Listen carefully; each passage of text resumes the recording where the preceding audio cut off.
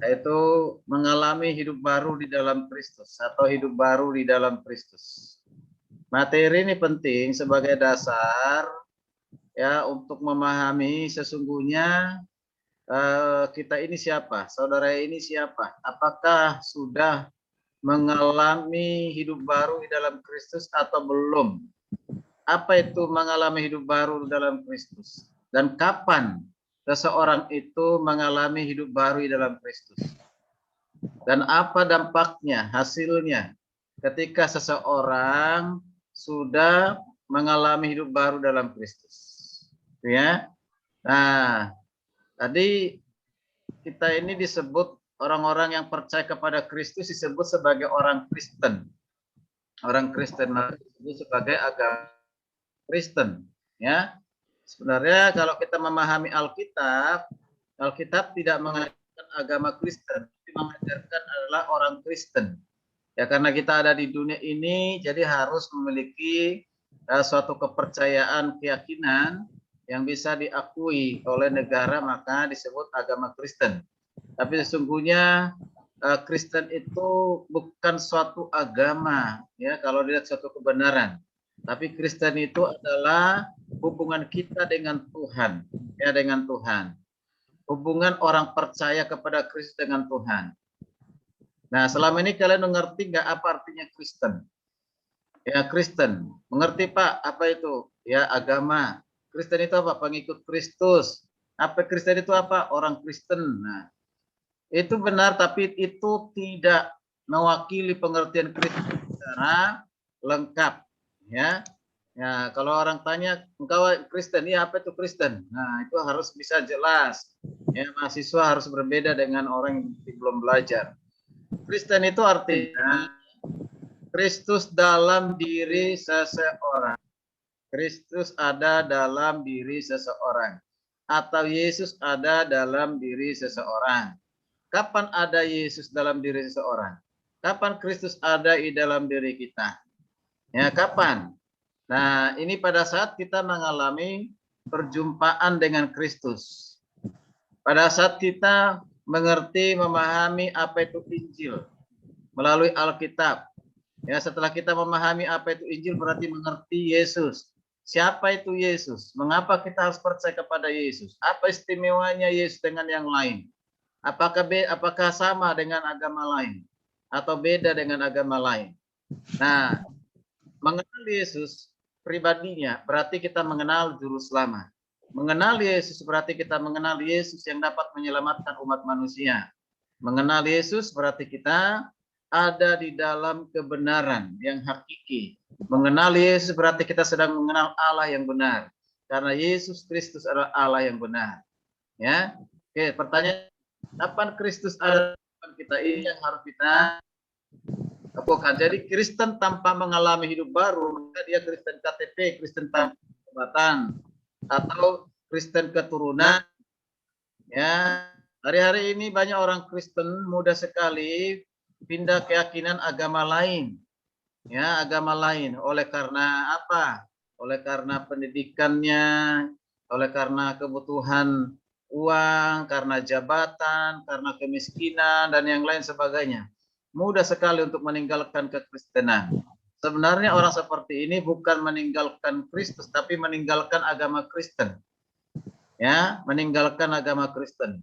Kalau orang sudah sungguh-sungguh mengalami Kristus, Kristus ada dalam hidupnya, dia akan selamanya mengiring mengikut Tuhan. Tidak mudah dipengaruhi, bahkan tidak akan pernah dipengaruhi oleh karena apapun itu, ya agama apapun yang mempengaruhi dengan segala tawaran-tawaran yang enak, tawaran-tawaran dunia, tidak mudah digoda, tidak mudah mengikutinya. Mengapa? Karena sudah ada Yesus di dalam kehidupannya. Sekali Yesus, maka dia akan tetap bertuhankan Yesus, tidak akan pernah tinggalkan Yesus. Bagi yang meninggalkan, itu bukan meninggalkan Yesus, tapi meninggalkan agama Kristen. Mengapa? Karena dia belum lahir baru, belum mengalami Kristus di dalam hidupnya. Ya, apalagi seorang mahasiswa teologi atau hamba Tuhan yang sudah menyerahkan hidupnya untuk melayani. Ya, harus diawali dengan dirinya sendiri. Apakah sungguh-sungguh sudah memiliki kepastian keselamatan atau masih ragu-ragu? Ya, maka ini penting materi ini ya. Oke. Apa sudah muncul belum? Jadi menjadi murid Kristus itu harus menjadi murid Kristus yang berubah. Berubah, dan ketika berubah maka dia berbuah. Ya, berubah itu ya, berubah apanya? Berubah dalam hal tadinya binasa, sekarang memperoleh hidup kekal. Tadinya dosanya tidak diampuni, sekarang dosanya diampuni. Ya, tadinya dia anak setan, anak iblis, sekarang menjadi anak Allah. Dan tadinya dia dihukum akan masuk dalam kehukuman kekal, hukuman maut. Nah, sekarang dibebaskan dari hukuman, dimerdekakan, dimasukkan ke dalam kehidupan yang kekal. Oleh siapa? Oleh Tuhan. Berubah lagi, terutama berubah apa? Berubah karakter, berubah sikap, ya, berubah perkataan dan yang lain sebagainya. Harus berubah. Ya, perubahan itu itulah yang akan membawa namanya buah. Maka dikatakan menjadi murid Kristus yang berubah dan berbuah. Ya, berbuah. Berbuah itu apa? Dilihat kita ada mengalami perubahan dalam hidup ini. Sudah beda dengan anak-anak muda yang lain. Sudah beda dengan orang-orang yang lain yang tidak percaya kepada Kristus. Baik dalam perkataannya, perbuatannya sudah berubah. Semuanya yang dilakukan adalah yang baik, yang dilakukan adalah hal-hal yang menyenangkan hati Tuhan, menyenangkan hati sesama. Berbuah berarti ya suatu saat akan membawa jiwa-jiwa baru kepada Kristus. Untuk mendengarkan Injil dan percaya kepada Kristus. Berarti berbuah. Buahnya dikatakan Tuhan harus lebat. Artinya banyak. Oke. Nah, bagaimana itu bisa jadi berubah dan berbuah? Ya, harus ada rutininya. Seumpamanya tumbuhan, ya tanaman. Ya, tanaman itu ada benih. Benihnya itu harus ditabur dulu di tanah yang subur yang sudah disiapkan. Dan benih itu akan tumbuh dari yang kecil, dipupuk, disiram, sehingga besar. Setelah besar, menghasilkan buah yang banyak. Itu gambaran bagi kita. Ya, bagaimana kita bisa berubah dan berbuah? Itu dimulai dari benih. Benih itu apa? Benih firman. Ya, benih firman yang ditabur masuk ke dalam hati kita, bertumbuh dalam hati kita, bertumbuh, berakar, dan akhirnya nanti menghasilkan buah. Itu dimulai dari mana? Memulai hidup baru dalam Kristus. Bagaimana saudara memulai hidup baru dalam Kristus? Ya, oke. Jadi setiap orang Kristen dapat memiliki keyakinan tentang adanya hubungan yang benar antara dirinya dengan Allah. Jadi kekristenan itu apa? Yaitu hubungan kita dengan Allah. Punya keyakinan enggak bahwa kita punya hubungan dengan Allah? Punya persekutuan dengan Tuhan. Nah, itu. Mengalami hidup baru di dalam Kristus itu diawali dengan apa? Ya, diawali dengan kita memiliki keyakinan yang Tuhan taruh dalam hati kita supaya memiliki persekutuan dan hubungan dengan dirinya, dengan diri Tuhan. Tanpa keyakinan ini tidak mungkin, ya tidak mungkin seseorang mengalami namanya ya kebahagiaan sejati, bahkan kesempurnaan dalam Kristus. Atau tidak mungkin bisa mengalami hidup baru tanpa memiliki hubungan dan persekutuan. Jadi harus memiliki hubungan dan persekutuan dengan Tuhan. Nah, kan belum juga ya materinya ya, belum juga. Siap sudah. Sudah, Sudah ya. Oke. Tolong diperhatikan. Urusan keselamatan, ya urusan keselamatan itu harus dengan yakin, ya harus dengan yakin, dengan menggunakan istilah dua, ya dan amin, ya dan amin, itu ya. Nah, sekali lagi, oke, saya coba ulang lagi. Urusan keselamatan harus yakin dengan menggunakan istilah ya dan amin. Tidak boleh kira-kira, mudah-mudahan, semoga, ya kan, insya Allah, tidak bisa, ya. Itu semua tidak pasti. Atau dikatakan maunya sih masuk surga, maunya sih diselamatkan, ya. Tidak boleh ada di persimpangan, tidak boleh ada dalam keraguan, tapi ada dalam kepastian. Ya dan amin. Siapa yang memberikan kepastian itu? Bukan kita, bukan dari kita, bukan pendeta, ya, bukan STT, tetapi adalah Allah sendiri di dalam Yesus Kristus. Oke. Nah, perhatikan di sini. Karena hanya punya satu kesempatan hidup di dunia ini, artinya setiap manusia di dunia ini satu saat akan mengalami namanya kematian. akan meninggalkan dunia ini. Kita tidak tahu kapan kita akan mati dan kapan kita meninggalkan dunia ini. Ya, kita tidak tahu. Hari-hari ini berita yang banyak gencar kita dengar, berita kematian karena COVID. Si A sudah meninggal karena COVID, si B sudah meninggal karena COVID. Sudah ribuan ya yang meninggal di dunia ini karena COVID. Kita tidak tahu apakah mereka sudah pasti masuk surga atau tidak. Ya kan? Yang sudah menderita di dunia ini menderita lagi nanti di neraka. Ya kan? Ya, kalau menderita di dunia ini tapi nanti di surga tidak ada penderitaan. Jangan lagi sampai masuk neraka padahal sudah sakit-sakitan menderita. Nah, itulah sebabnya kita harus memahami, mengerti dengan baik kepastian keselamatan yang diajarkan oleh Yesus, yang diajarkan oleh Alkitab, ya Alkitab. Jadi kesempatan kita hanya satu kali. Setelah kita hidup sekarang ini lalu mati. Pastikan setelah kita mati kemana? Ke surga atau ke neraka? Ya kan? Bisa nggak kita pastikan? Bisa. Dari mana? Dari janji Tuhan. Bukan kita yang memastikan. Dari janji Tuhan. Ya, jadi harus dipastikan. Hidup di dunia ini hanya sementara. Ada yang umurnya masih remaja sudah tinggalkan dunia ini alias sudah dead, sudah mati. Ada yang masih remaja, pemuda, usia dan dewasa, usia lanjut. Kita tidak bisa mengatakan Tuhan saya mau meninggal atau tinggalkan dunia ini pada saat umur 100 tahun. Ya, kalau saya bisa Tuhan meninggalnya di rumah saja, jangan di tempat lain, jangan di jalanan, jangan pada kecelakaan, di rumah saja. Tuhan, kalau saya meninggalkan dunia ini, ya, yaitu ditentukan harinya, hari Minggu, tanggal sekian, atau pas ulang tahun saya. Tidak bisa kita menentukan kapan kita matinya, atau kita mohon kepada Tuhan. Itulah rahasianya Tuhan. Tetapi apakah kita sudah siap kapanpun itu terjadi? Jangan sampai ada dalam suatu keraguan. Saya ini masuk surga atau tidak? Jangan sampai saudara menjalani sekolah tinggi teologi masih ada dalam keraguan. Ya, masih dalam keraguan. Ya, jangan, karena ada juga sekarang ini mahasiswa teologi bahkan yang sudah lulus dari sarjana teologi menjadi apa? Mualaf. Ya, pindah agama kepada yang lain. Ya, pindah agama mudah sekali. Mengapa itu bisa terjadi? Ya mungkin belum lahir baru. Kedua, ya belum sungguh-sungguh dalam Tuhan. Belum memahami siapa itu Yesus, hanya memahami Yesus itu hanya sebagai manusia. Nah ini, nah yang harus kita pahami dengan baik. Nanti kan ada mata kuliah namanya Kristologi, ya. Nah jadi coba kita baca Ibrani 9:27. Satu orang baca, silakan dengan cepat. Ibrani 9:27. Yang ada di layar juga boleh, yang ada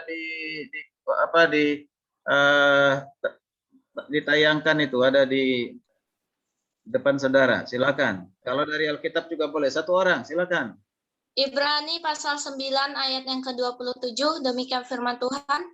Dan sama seperti manusia ditetapkan untuk mati hanya satu kali saja, dan sesudah itu dihakimi. Perhatikan baik-baik ya.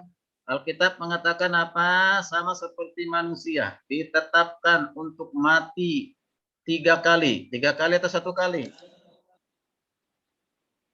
1 kali. 1 kali. 1 kali saja. Setelah kita mati secara fisik tinggalkan dunia ini, jangan menganggap bahwa semua persoalan sudah selesai. Belum.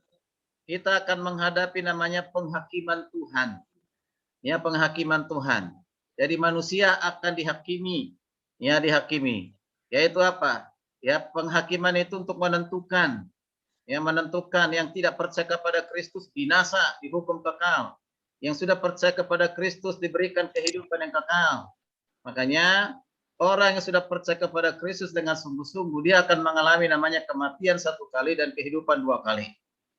Mati 1 kali secara fisik di dunia ini, hidup 1 kali di dunia ini, dan ketika dia meninggalkan dunia ini mati secara fisik berarti dia memasuki gerbang kehidupan yang baru, yaitu di Yerusalem baru di sorga. Berarti 2 kali hidup. Ya, 2 kali hidup. Hidup dunia, hidup di sorga. Ya. Lalu mereka yang tidak percaya kepada Kristus akan mengalami namanya kematian 2 kali dan kehidupan 1 kali. Hidup 1 kali di dunia ini, setelah itu dia mati, Setelah dia mati, maka masuk lagi di dalam kematian yang kekal. Ya, kematian kekal, yaitu di neraka. Ya, di neraka. Berarti 2 kali mati. Saudara pilih yang mana? Ya, pilih yang mana? Mau surga atau neraka, hidup kekal atau disiksa dengan penderitaan selama-lamanya? Tentunya bukan kita yang memilih, Tuhanlah yang memilih. Tapi kita harus percaya kepada Tuhan Yesus. Ya, maka ini perlu kita perhatikan ya. Oke. Jadi bagaimana bisa mengerti tentang keselamatan itu? Kita awali dulu dengan memahami Kejadian 1:26. Nanti dibaca ya. Dikatakan di Kejadian 1:26 bahwa manusia diciptakan itu menurut gambar dan rupa Allah. Menurut gambar dan rupa Allah. Ya, berarti menurut karakternya Tuhan. Menurut sifat-sifatnya Tuhan. Hal-hal yang baik yang ada dari Tuhan diberikan kepada manusia.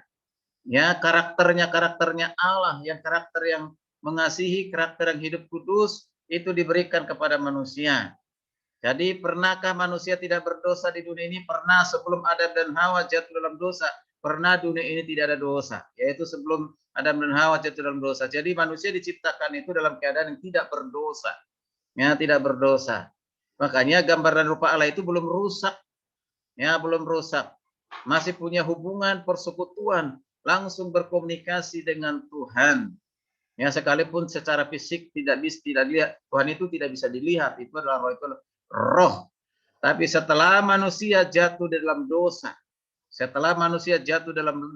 mengalami kerusakan total, hubungan dan persekutuannya itu rusak, akibatnya diusir dari Taman Eden.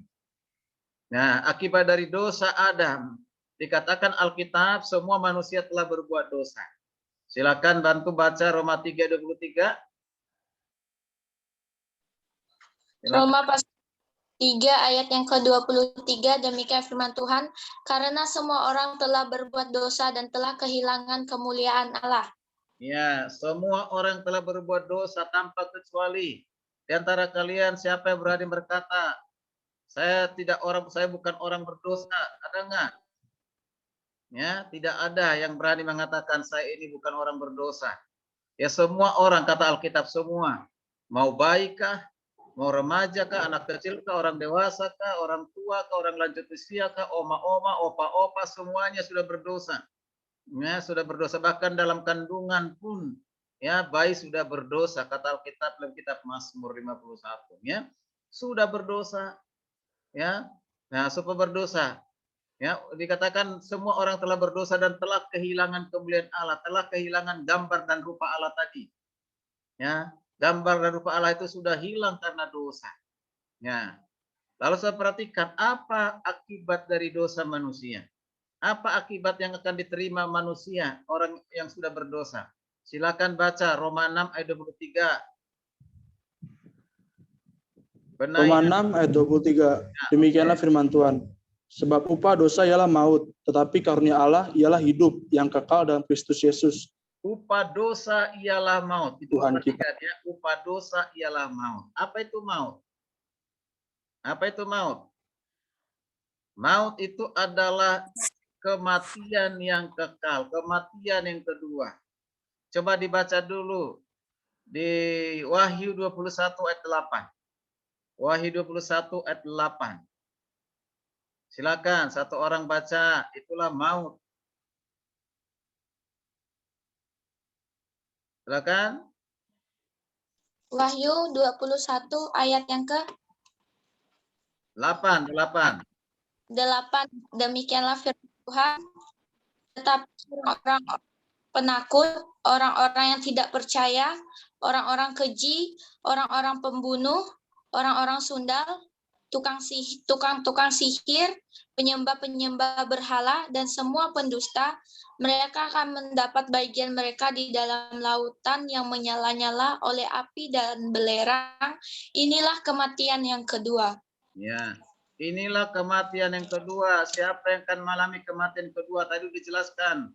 Orang yang tidak percaya, pembunuh, ya kan? Ya, pembunuh, penyembah berhala dan yang lain sebagainya akan mendapat hukuman kematian yang kekal. Itu disebut dengan maut akan mengalami penyiksaan di neraka. Ya, saudara mau masuk ke tempat itu, barangkali mungkin ya punya penyanyi favorit di dunia ini, ya kan, Michael Jackson, misalnya Madonna dan yang lain. Saya mau ketemu mereka, ya. Nah tempatnya barangkali di situ kalau tidak percaya kepada Kristus, ya. Tapi kalau percaya kepada Kristus, tempatnya bukan di situ, ya. Ya di situ. Nah, coba baca lagi Yohanes 3:17 ayat 18. Orang yang tidak percaya kepada Kristus, apa akibatnya? Coba. Silakan. Yohanes pasal yang ketiga ayat 17 sampai 18, demikianlah firman Tuhan. Sebab Allah mengutus anaknya ke dalam dunia bukan untuk menghakimi dunia, melainkan untuk menyelamatkannya oleh Dia. Barang siapa percaya kepadanya, ia tidak akan dihukum. Barang siapa tidak percaya, ia telah berada di bawah hukuman, sebab ia tidak percaya dalam nama Anak Tunggal Allah. Ya, barang siapa yang percaya kepada Kristus anak tunggal Allah atau Yesus Kristus dikatakan tidak dihukum. Tapi barang siapa yang tidak percaya kepada anak Allah atau kepada Yesus Kristus berada di bawah hukuman. Hukuman apa itu? Tadi itu kematian yang kekal itu. Ya, hukuman yang kekal itu. Oke. Lalu apa solusinya? Apa jalan keluarnya supaya manusia lepas dari hukuman itu. Manusia tidak dapat menyelamatkan dirinya sendiri. Agama tidak dapat menyelamatkan manusia. Keyakinan, kepercayaan tidak dapat menyelamatkan manusia, ya, atau agama yang didirikan oleh manusia. Lalu apa? Ya, coba kita baca dulu Efesus 2 ayat 8 dan 9. Efesus 8 dan 9, satu orang baca cepat.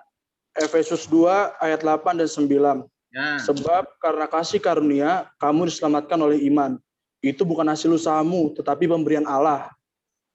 Ayat 9, itu bukan hasil pekerjaanmu. Jangan ada orang yang memegahkan diri. Oke, perhatikan di situ 4 hal. Kita katakan apa? Keselamatan itu pertama karena kasih karunia. Kasih karunia, apa itu kasih karunia? Pemberian secara cuma-cuma dari Tuhan. Ya, tidak perlu dibeli. Jadi kasih karunia. Lalu dikatakan karena iman. Iman mengaruniakan iman kepada kita. Iman percaya kepada Kristus. Jadi kita beriman itu karena Kristus yang mengaruniakan iman kepada kita. Lalu ketika dikatakan bukan hasil usahamu, bukan hasil pekerjaanmu. Sudah jelas ya. Jadi bukan karena usaha. Usaha itu apa? Usaha itu apa? Berbuat baik, beramal, beragama, ya kan, melakukan syiar agama dan yang lain sebagainya. Bukan itu yang menyelamatkan manusia, ya, bukan. Udah jelas bukan usahamu, bukan. Tapi manusia di dunia ini hampir seluruh agama berusaha supaya diselamatkan dengan mengikuti aturan-aturan agama, ya, aturan agama. Jadi mengatakan jangan ada orang memegahkan diri. Ketika orang dia mengerti, memahami bahwa keselamatan itu karena usahanya, itu cenderung dengan kesombongan. Tapi orang yang tahu bahwa keselamatan itu karena kasih karunia Tuhan, hanya karena Tuhan, maka dia akan rendah hati. Semua hidup ini karena anugerah. Baca lagi, coba baca Titus 3 ayat 5. Titus 3 ayat 5, beginilah firman Tuhan. Pada waktu itu, Dia telah menyelamatkan kita, bukan karena perbuatan baik yang telah kita lakukan, tetapi karena rahmat-Nya oleh permandian kelahiran kembali dan oleh pembaharuan yang dikerjakan oleh Roh Kudus. Ya, jadi keselamatan itu ketika kita diselamatkan bukan karena perbuatan baik kita, tetapi karena dikatakan di situ rahmat, sama dengan rahmat, kasih karunia, anugerah sama, ya, bukan karena perbuatan baik kita, ya, tapi rahmatnya Tuhan, pembaharuan yang dilakukan oleh Tuhan dalam hidup kita. Jadi semua karena Tuhan, ya, karena Tuhan. Jadi manusia tidak dapat menyelamatkan diri sendiri dengan cara apapun, ya. Tidak dapat. Mengapa? Karena dosa tadi. Dosa menjadi penghambat, penghalang manusia untuk datang kepada Tuhan. Ketika manusia jatuh dalam dosa, hubungan persekutuannya sudah rusak. Bagaimana memulihkan kembali hubungan dan persekutuan ini? Ya, memulihkan kembali supaya kita memiliki hubungan dan persekutuan dengan Tuhan. Mari kita baca Yohanes 1:12. Ini caranya, ya, ini jalannya. Yohanes 1:12. Yohanes pasal 1 ayat yang ke-12, demikian firman Tuhan. Tetapi semua orang yang menerimanya diberinya kuasa supaya menjadi anak Allah, yaitu mereka yang percaya dalam namanya. Iya, perhatikan ayat itu. Diulang ya, saya ulangi lagi. Tetapi semua orang yang percaya dalam namanya. Yang percaya dalam nama siapa? Yesus. Ya. Tapi barang siapa yang percaya dalam namanya akan menjadi anak-anak Allah. Yaitu mereka apa dikatakan apa? Mereka dikatakan apa di situ tadi?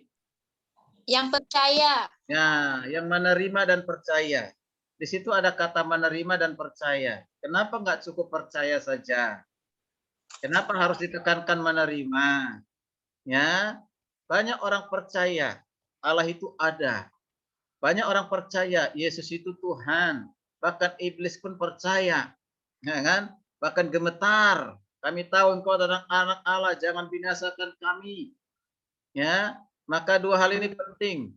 Jadi jangan hanya percaya tetapi ada dalam keraguan ketika ditanya, nanti kalau kau mati kemana?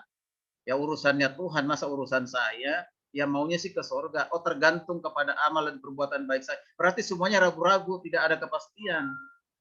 Tapi Alkitab katakan barang siapa yang percaya dan menerima sebagai Tuhan Juru Selamat, menjadi anak-anak Allah. Ketika kita menjadi anak-anak Allah, akan kita memperoleh kehidupan keselamatan.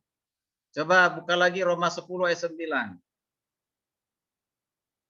Roma 10 ayat 9. Yuk. Roma 10 ayat yang ke-9, demikian firman Tuhan. Sebab jika kamu mengaku dengan mulutmu bahwa Yesus adalah Tuhan dan percaya dalam hatimu bahwa Allah telah membangkitkan dia dari antara orang mati, maka kamu akan diselamatkan. Ya, bagaimana kita dikatakan maka kau akan diselamatkan. Di situ ada kata kalimat terakhir, maka kau akan diselamatkan. Bagaimana caranya seseorang diselamatkan? Di situ dikatakan percaya dengan mulut, ada pengakuan dengan mulut dan juga percaya dalam hati. Jadi tidak cukup hanya dengan mulut. Banyak orang bicara hanya di mulut tapi di hatinya tidak. Ya, jadi percaya dengan mengaku dengan mulut, percaya dalam hati. Ya, percaya dalam hati, maka akan diselamatkan. Penting namanya pengakuan. Bagaimana sih pengakuan itu? Kalau dikatakan mengaku dengan mulut berarti apa itu? Ya, ya berarti kita mengeluarkan kata-kata dengan mulut kita. Ya, menyatu dengan hati kita. Nah itu mengaku dengan mulut, percaya dalam hati. Nah ini, mengapa kita harus percaya kepada Kristus? Apa sih istimewanya Kristus? Ya, coba kita baca Yohanes 14 ayat 6. Yohanes 14 6. Ayo, Yohanes 14 ayat 6. Silakan baca. Satu orang. Yohanes 14 ayat 6. Kata Yesus kepadanya, Akulah jalan dan kebenaran hidup. Tidak ada seorang pun yang datang kepada Bapa kalau tidak melalui aku. Ya, Yesus berkata, Akulah jalan kebenaran dan hidup. Tidak seorang pun yang datang kepada Bapa kalau tidak melalui aku. Menurut kalian memahami ayat ini, Yesus itu salah satu jalan atau satu-satunya jalan? Satu-satunya jalan. Ya, satu-satunya jalan. Berarti tidak ada jalan lain. Boleh banyak jalan ke Roma. Boleh banyak jalan ke Cikarang. Boleh banyak jalan ke Bekasi. Tetapi jalan ke surga hanya satu. Siapa dia? Yesus Kristus. Belum pernah ada satu tokoh agama yang terkenal siapapun dia yang terpopuler namanya di dunia ini yang pernah mengatakan, Akulah jalan. Yang dia mengaku dia sebagai nabi tidak pernah mengatakan akulah jalan. Justru nabi itu didoakan supaya diselamatkan. Kita tidak perlu berdoa buat Yesus supaya diselamatkan. Ya kan? Ya, karena dia juru selamat, justru menyelamatkan kita. Jutaan manusia di dunia ini berdoa supaya nabinya diselamatkan. Tapi justru Yesus yang berdoa buat kita. Kalau nabi saja tidak selamat, bagaimana pengikutnya? Kan begitu. Ya. Jadi Yesuslah jalan satu-satunya kebenaran dan dialah Tuhan yang benar. Coba baca 1 Yohanes 5 ayat 20. 1 Yohanes 5 ayat 20. Ya, silakan baca. 1 Yohanes 5 ayat yang ke-20, demikianlah firman Tuhan. Akan tetapi kita tahu bahwa anak Allah telah datang dan telah mengaruniakan pengertian kepada kita, supaya kita mengenal yang benar, dan kita ada di dalam yang benar, di dalam anaknya, Yesus Kristus. Dia adalah Allah yang benar dan hidup yang kekal. Dia adalah Allah yang benar dan Dialah yang memberikan hidup yang kekal. Anak Allah sudah datang, namanya Yesus Kristus. Sudah ada di dunia ini. Dia adalah Allah yang benar dan di dalam Dia ada hidup kekal. Ya. Jadi ini harus dipahami dengan baik supaya kalian bisa mengerti, membedakan kekristenan itu apa sih bedanya dengan agama lain. Mengapa saya harus percaya kepada Yesus? Apa istimewanya percaya kepada Yesus? Karena Yesus itu yang manusia yang sudah datang ke dunia ini, ya, datang ke dunia ini menyatakan diri, memperkenalkan diri kepada manusia berdosa. Allah itu roh, tidak bisa dilihat, dan Dia maha suci, maha kudus. Tidak mungkin manusia bisa berjumpa dengan Tuhan yang kudus. Kalau manusia berjumpa dengan Tuhan yang maha kudus itu kita terbakar dan kita tidak mungkin bisa. Makanya Tuhan menyatakan diri di dalam pribadi Yesus Kristus supaya kita mengenal Tuhan. Mengenal Yesus berarti mengenal Tuhan. Mengenal Yesus berarti mengenal Bapa. Ya kan? Nah, lalu bagaimana kita bisa memiliki kehidupan kekal yang ada di dalam diri Yesus? Bagaimana caranya? Mari kita buka 1 Yohanes 5. Dimulai baca dari ayat yang ke-10. Silakan. Atau ayat 11. Ya, 11. 1 Yohanes 5 ayat yang ke-11. Demikian firman Tuhan. Dan inilah kesaksian itu, Allah telah mengaruniakan hidup yang kekal kepada kita, dan hidup itu ada di dalam anaknya. Terus sampai ayat yang ke-13. Barang siapa memiliki anak, ia memiliki hidup. Barang siapa tidak memiliki anak, ia tidak memiliki hidup. Ayat yang ke-13. Semuanya itu kutuliskan kepada kamu, supaya kamu yang percaya kepada nama anak Allah, tahu bahwa kamu memiliki hidup yang kekal. Ya, perhatikan 3 ayat itu. Di ayat ke-11 dikatakan, Allah mengaruniakan hidup kekal kepada kita. Dari mana kita memperoleh hidup kekal itu? Dikatakan dari anaknya. Siapa itu anaknya? Yesus Kristus. Barang siapa memiliki anak, maksudnya apa? Barang siapa memiliki anak? Barang siapa memiliki Yesus, barang siapa yang percaya kepada Yesus, maka dia dikatakan memiliki hidup kekal. Jadi milik Yesus, maka kita memiliki hidup kekal. Dari mana kita peroleh hidup kekal? Kehidupan yang bagaimana kita miliki dari Yesus adalah kehidupan yang kekal. Bagi mereka yang sudah menjadi anak-anak Allah, mereka yang percaya kepada Kristus. Itu Alkitab sangat jelas. Bisa nggak kita mengetahui bahwa kita memiliki hidup kekal di dalam kehidupan dunia sementara ini? Dapatkah kita mengetahui? Dapat, itu tadi ayat 13, ulang lagi baca 13. Ulang lagi. Ayat yang ke-13, semuanya itu kutuliskan kepada kamu, supaya kamu yang percaya kepada nama anak Allah, tahu bahwa kamu memiliki hidup yang kekal. Perhatikan di situ kata tahu. Jadi tidak ada kata semoga, insya Allah, mudah-mudahan, tidak ada. Tahu. Semua yang percaya kepada nama anak Allah, yang percaya kepada Yesus Kristus, dikatakan tahu bahwa kita memiliki hidup kekal. Berarti pasti. Yang memastikan adalah Tuhan sendiri ketika kita percaya. Baik.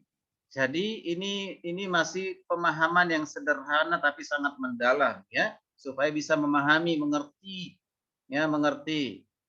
Oke, lalu kita buka dulu Wahyu 3 ayat yang ke-20. Wahyu 3:20. Ini ayat yang terakhir, ya. Wahyu 3:20. Silakan. Wahyu pasal 3 ayat yang ke-20, demikianlah firman Tuhan. Lihat, aku berdiri di muka pintu dan mengetok. Jikalau ada orang yang mendengar suaraku dan membukakan pintu, aku akan masuk mendapatkannya, dan aku makan bersama-sama dengan dia, dan ia bersama-sama dengan aku. Oke, perhatikan kalimat ini, ungkapan itu. Lihat, aku berdiri di muka pintu dan mengetok. Siapa yang berkata ini? Siapa yang berkata? Siapa? Yesus. Ya, Yesus. Lihat aku berdiri di muka pintu dan mengetuk. Ya, pernah nggak lihat ada gambar Yesus berdiri di depan pintu? Pernah lihat? Ada Pernah. gambar Yesus itu kan? Sebenarnya bukan itu, sebenarnya itu menunjukkan 100% Yesus, tapi itu gambaran namanya ya. Pernah ya? Pernah ya? Perhatikan. Ya, di rumah ini juga ada itu. Diperhatikan pintunya, unik. Pintunya unik, ya. Di pintu itu perhatikan, itu tidak ada engselnya. Tahu engsel itu begini nih, pegangan begini untuk kita buka bisa masuk, nggak ada. Ya, tidak ada. Mengapa tidak ada? Nah, kan apa lupa tukangnya masang, ya kan? Bukan, itu satu gambaran. Ya, seseorang bisa masuk ke rumah itu hanya ketika dibuka dari dalam. Betul ya? Ketika dibuka dari dalam. Jadi kalau orang masuk dengan paksa berarti itu maling, tidak sopan, ya kan? Ya, kadang-kala ada budaya orang Jawa itu kalau belum dipersilakan masuk, dia akan terus berjam-jam ada di luar gitu. Setelah dipersilakan masuk baru dia masuk. Ya kan gitu ya. Ya, bisa berjam-jam. Pernah saya seperti itu. Pernah saya lihat, oh orang ternyata udah lama di luar gitu ya. Nah, artinya apa? Tidak bisa memaksakan diri untuk masuk dan tidak boleh terpaksa untuk masuk. Tetapi harus dengan apa? Dengan membuka hati. Maka dikatakan tadi, lihat aku berdiri di muka pintu. Ketika orang berdiri di muka pintu mau ngapain? Dan mengetok. Mau ngapain? Ya, Mau minta izin masuk. ya dia ingin masuk. Kalau mengetok, ya lalu mengetok itu ingin masuk. Ya kan mengetok pintu ingin masuk. Kira-kira di situ memaksa enggak? Memaksa enggak? Enggak kan? Nah, namanya mengetuk berarti masih sopan, tidak ada paksaan. Artinya Yesus tidak pernah memaksa seorang untuk percaya kepadanya. Tidak dibawa ancaman senjata. Ada agama menyebarkan agama itu dengan apa? Di bawah senjata, ya kan? Mau percaya atau tidak, mau tinggalkan Yesus atau tidak, mau percaya kepada agama ini enggak tidak gitu. Diancam senjata. Berarti dipaksa. Tapi dalam kekristenan Yesus tidak pernah memaksa seorang. Ya, harus membuka pintu hatinya. Ya, untuk apa? Supaya membuka pintu hati dan biarkan Yesus masuk ke dalam hatinya, berkuasa dalam hidupnya. Maka dikatakan itu, aku akan makan bersama-sama dengan dia. Makan artinya di situ bukan makan seperti makan nasi, makan roti. Makan artinya itu persekutuan. Ya, kalau kita ada di meja makan, ada di situ ayah, ibu, ada anak-anak, saudara, itu persekutuan. Ya, persekutuan.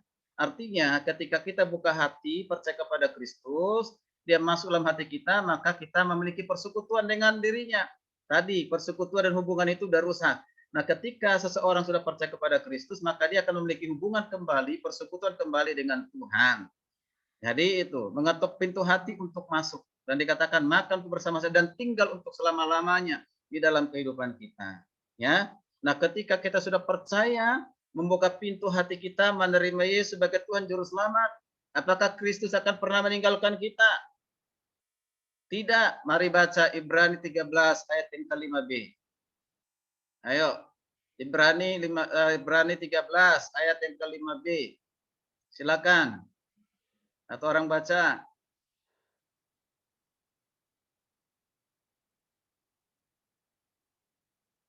Ayo. Ini pasal berapa, Pak? 13 ayat yang ke-5b. Atau baca kesimpulan apa? Yuk, baca. Ibrani pasal 13 ayat yang ke-5. B. Demikianlah firman Tuhan. Karena Allah telah berfirman, aku sekali-kali tidak akan membiarkan engkau dan aku sekali-sekali tidak akan meninggalkan engkau. Ya, ini janji Tuhan. Aku sekali-kali tidak akan pernah membiarkan engkau, tidak akan pernah sekali-kali meninggalkan engkau. Artinya ketika Yesus ada dalam kehidupan kita, maka selamanya tinggal di dalam kehidupan kita. Karena itu berapa kali terima Yesus? 1 kali, 2 kali? 1 kali. 1 kali hari ini, 1 kali besok. Tidak. Hari ini ada KKR, ditantang terima Yesus. Terima Yesus. Besok ada KKR lagi tempat lain, ditantang terima Yesus lagi. Begitu? Tidak. Tidak, ya kan? Menerima Yesus itu hanya satu kali untuk selamanya karena sudah ada di dalam kehidupan kita. Pertanyaan terakhir, dari mana kita tahu bahwa Yesus ada dalam hati kita, dalam hidup kita? Dari mana kita tahu? Dari mana kalian tahu bahwa Yesus ada dalam hatimu? Dari mana? Dari Hah? hati. Kata pendeta gitu. Kata Yesus gitu. Dari mana? Dari diri kita sendiri. Iya, dari diri kita sendiri. Dari mana? Kok bisa tahu? Hah? Iman kita kepada Yesus. Iman kita kepada Yesus. Boleh. Oke. Ya. Karena waktu. Jadi dari mana kita tahu? Sesuai dengan janji Tuhan tadi, Wahyu 3:20, janji Tuhan, Yohanes 1:12, barang siapa yang percaya kepadanya, ya dikatakan Yohanes 1:12, tetapi semua orang menerimanya diberi kuasa menjadi anak-anak Allah. Mereka yang percaya dalam namanya, kita menjadi anak Allah ketika kita percaya janji Tuhan. Kemudian tadi Wahyu 3:20, ya barang siapa membuka pintu hatinya, percaya menerima sebagai Tuhan Juru Selamat, dia berjanji akan masuk di dalam hati kita. Masuk dalam hati kita ketika Tuhan berjanji, janjinya ya dan amin. Yesus tidak pernah berbohong, Yesus tidak pernah berdusta, dia adalah kebenaran. Manusia yang sering berjanji, ya, janji gombal, ya kan? Orang yang pacaran banyak janji, tapi banyak yang tidak digenapi janjinya, ya, janji-janji palsu, kan? Tapi kalau Yesus yang berjanji, ya dan amin. Dari mana kita tahu bahwa Yesus dalam hati kita dan kita peroleh keselamatan? Karena janji Tuhan. Ya, karena janji Tuhan. Jadi ini yang ingin sampaikan. Oke, sekarang semuanya tutup mata. Ya, tutup mata. Ya, tutup mata dalam sikap berdoa. Ya, sikap berdoa. Jangan ada yang melirik ke kiri dan ke kanan, baik yang ada di kampus maupun yang ada di Zoom di tempat lain. Ya, ikuti ya apa nanti yang disampaikan. Ya, saya akan mengarahkan saudara bagi saudara yang masih ragu-ragu tentang kepastian keselamatan. Katakan tadi bahwa di bawah kolong langit ini tidak ada nama lain yang memberikan keselamatan selain daripada Yesus Kristus. Yesus mengatakan, akulah jalan, kebenaran, dan hidup, tidak seorang pun yang datang kepada Bapa kalau tidak melalui aku. Manusia semuanya berdosa, mendapatkan upah dosa ialah maut, kematian kekal. Lalu bagaimana kita bisa bebas merdeka dari kematian kekal itu? Adalah dengan datang percaya kepada Kristus. Apakah di antara kalian calon mahasiswa ini masih memiliki keraguan tentang kepastian keselamatan? Jika saya sebagai hamba Tuhan bertanya kepada saudara, ya, bertanya kepada calon-calon mahasiswa ini, masih adakah di antara kalian masih memiliki keraguan tentang kepastian keselamatan? Jika engkau mati, meninggalkan dunia ini, engkau kemana? Ke surga atau ke neraka? Atau mungkin engkau masih ragu mengatakan, ya, mudah-mudahan, atau mengatakan tergantung kepada amal perbuatan baik saya, atau maunya sih ke surga, berarti itu dalam satu keraguan. Jujur berkata-kata, jangan malu, karena malu itu akan membuat engkau binasa. Jika memang engkau masih dalam satu keraguan, belum memiliki kepastian keselamatan, datang kepada Tuhan. Hari ini Yesus mengetok pintu hatimu. Mengetok pintu hatimu, dia mengetok pintu hatimu karena dia ingin masuk di dalam hatimu. Ingin bertahta dalam hidupmu, ingin berkuasa dalam hidupmu. Maka engkau akan memiliki persekutuan dan hubungan yang kekal dengan Tuhan. Ketika engkau masih ragu, maka ambil keputusan untuk datang kepadanya, percaya kepadanya. Tadi dikatakan dalam Roma 10:9, yaitu mengaku dengan mulut, percaya dalam hati. Berarti penting pengakuan dan juga harus percaya dalam hati. Jika ada di antara saudara yang saat ini masih ragu tentang kepastian keselamatan, ya, ambil keputusan, percaya kepada Kristus. Saya akan membimbing di dalam doa. Berdoa, percaya, menerima Yesus sebagai Juru Selamat. Bukan doa itu yang menyelamatkan saudara, tapi iman kepada Yesus. Tapi saya akan membimbing saudara untuk percaya menerima Yesus. Bagi saudara yang mau percaya menerima Yesus dengan bersuara, bagi saudara yang sudah terima Yesus dan sudah sungguh-sungguh, tidak perlu berdoa terima Yesus lagi. Ya, hanya mengucap syukur kepada Tuhan. Tapi yang masih ragu-ragu, jangan pernah malu dengan kiri dan kanan, jangan.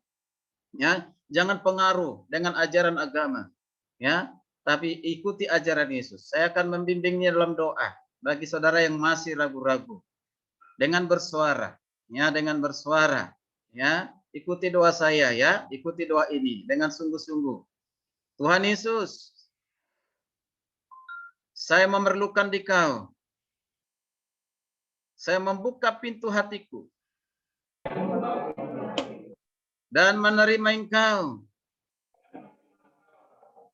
sebagai Tuhan dan Juru Selamatku. Terima kasih Tuhan Yesus atas kematian-Mu di kayu salib untuk menebus dosa-dosaku. Kuasailah tata hatiku. Bentuklah saya menjadi seorang pribadi yang sesuai dengan kehendak-Mu. Hidupku sepenuhnya kuserahkan kepada Tuhan Yesus. Terima kasih Tuhan Yesus. Engkau sudah ada dan tinggal dalam hatiku. Seperti apa yang Tuhan janjikan. Aku percaya aku sudah diselamatkan dan memperoleh kehidupan kekal. Amin. Sekarang saya bertanya kepada kalian yang sudah berdoa terima Yesus sebagai Tuhan Juru Selamat. Pertanyaannya, ketika saudara berdoa menerima sebagai Tuhan Juru Selamat, Yesus ada di mana? Yesus ada di mana? Kalau sudah buka tadi, buka pintu hati ada di mana? Di hati. Dia ada di hati. Kapan dia ada di hati kalian? Ketika menerima Yesus. Ketika percaya menerima Yesus. Ya, berarti tadi menerima Yesus berarti menerima keselamatan. Ya. Tadi kalau ditanya di manakah Yesus sekarang dalam hubungan saudara, berarti ada di dalam hati. Kapan dia ada dalam hati? Apakah hanya hari ini, esok enggak, keluar lagi? Tidak. Dia ada dalam hati untuk selama-lamanya. Seperti doa tadi Wahyu 3:20. Jadi bersyukur itu semua karena anugerah Tuhan. Jangan lagi ada di dalam keraguan. Ya, ada di dalam kepastian. Yesus mengajarkan tentang kepastian. Agama lain, agama apapun itu tidak ada mengajarkan kepastian. Semuanya kira-kira. Hanya Yesus. Ya, baik. Selamat bagi kalian yang sudah terima Yesus sebagai Tuhan Juru Selamat. Dan juga kepada yang sudah terima Yesus, teruslah perbaharui hidupmu, serahkan hidupmu kepada Tuhan untuk dididik, dibentuk menjadi hamba Tuhan yang berkenan kepada Tuhan. Akhirnya bisa berdampak bagi bangsa ini, bagi dunia ini, bagi gereja. Puji Tuhan. Puji Tuhan. Haleluya. Terima kasih. Saya serahkan kembali kepada panitia. Silakan. Terima kasih atas materi yang diberikan. Terima kasih. Oke, terima kasih. Tuhan berkati. Shalom, silakan duduk. Selamat melanjutkan ikut. Silakan.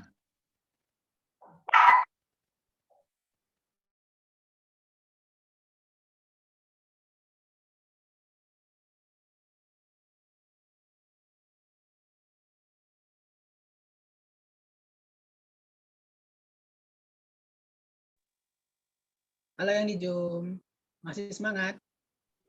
Siap, masih semangat.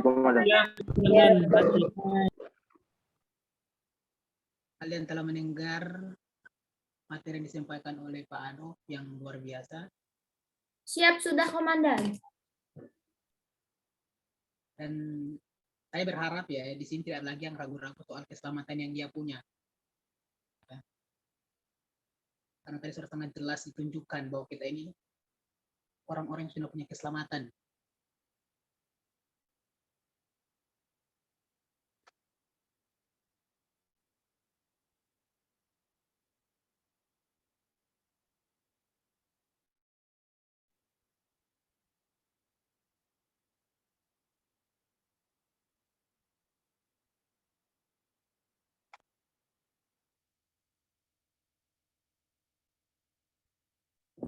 Lapor komandan, saya mau izin sebentar. Ya, silakan.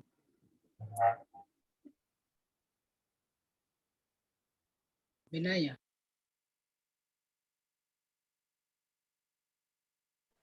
Siap, Komandan. kamu sudah yakin dengan Sudah. keselamatan yang kamu punya? Sudah. Kenapa kamu sudah yakin? Keselamatan Mengalami hidup baru di dalam Kristus. lain dari itu? Saya percaya Tuhan Yesus itu juru selamat. Terus ada janji, seperti tadi materi tadi, ada janji. Janji Tuhan. Janji Tuhan. Ya. Semuanya dari pengampunan dosa, dan juga pengampunan dosa dan lain-lain.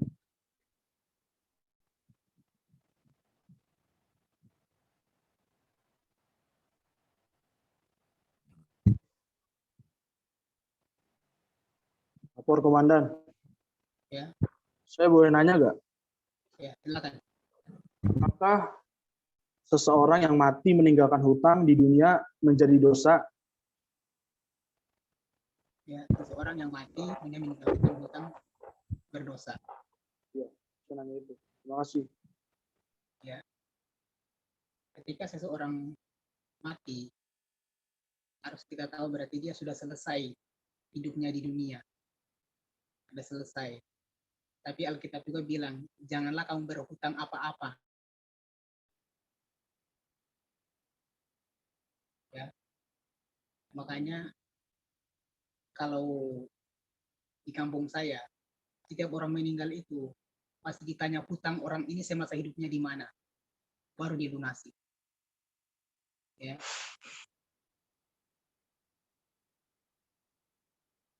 Diusahakan dilunasi. Tapi bukan dia, karena dia hidupnya sudah selesai. Ya, kalau dia percaya berarti dia sudah ke surga.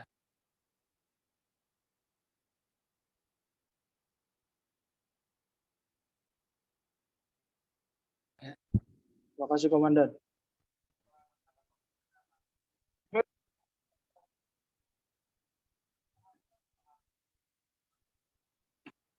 Kalian tidak ada yang latar belakang dari Muslim kan? Ya, ada kan? Gimana, Komandan?